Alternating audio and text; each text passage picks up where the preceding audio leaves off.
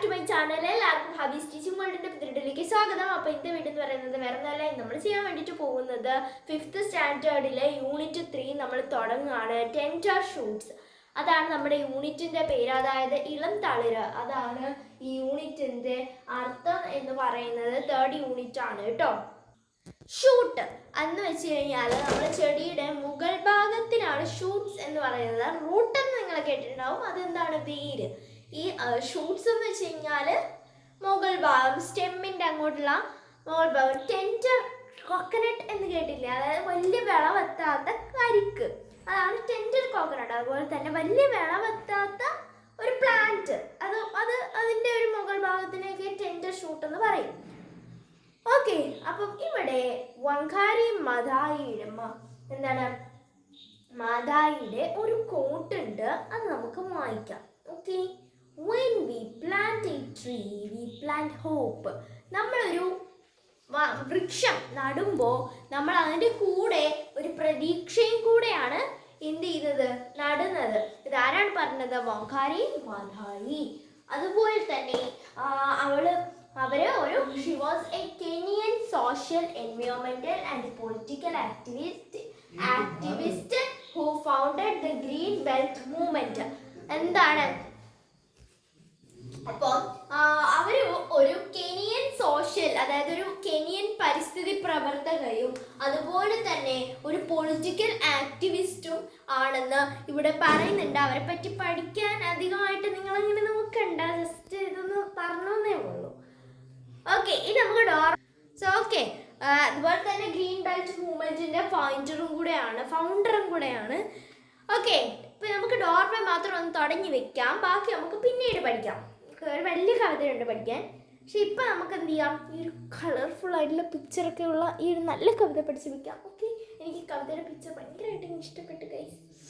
What do you see in the picture? How do you feel? Can we think of nature as our friend? Why? അതാണ് നിങ്ങൾ എന്താണ് ഇവിടെ കാണുന്നത് ഈ ഒരു പിക്ചറിൽ.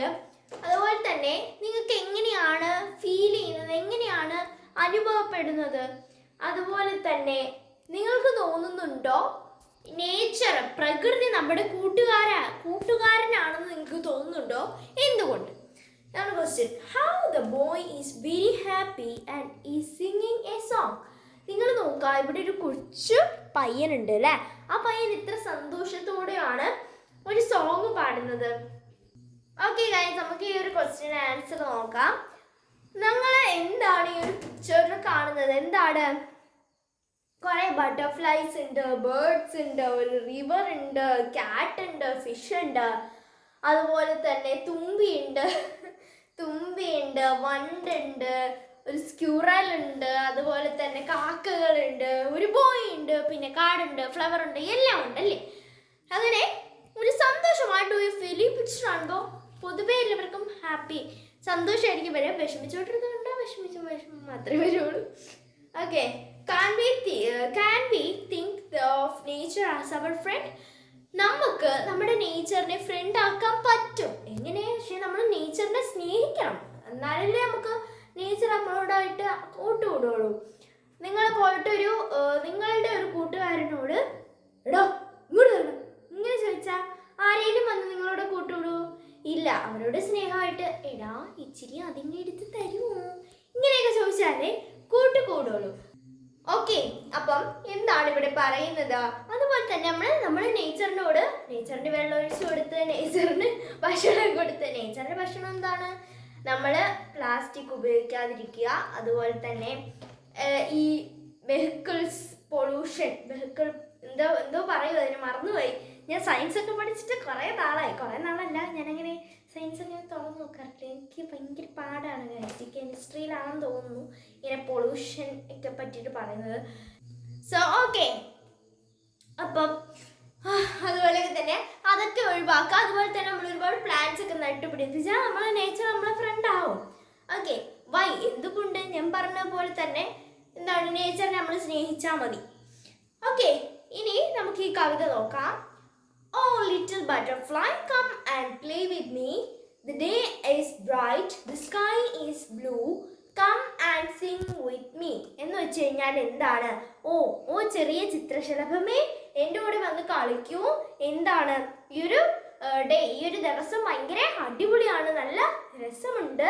അതുപോലെ തന്നെ ഇതാ എന്താണ് ഈ ഒരു ദിവസം നല്ല വെട്ടമുണ്ട്. അതുപോലെ ബ്രൈറ്റ് മീൻസ് നല്ല വെളിച്ചവും വെട്ടവും ഒക്കെ ഉള്ളൊരു സാധനമാണല്ലേ.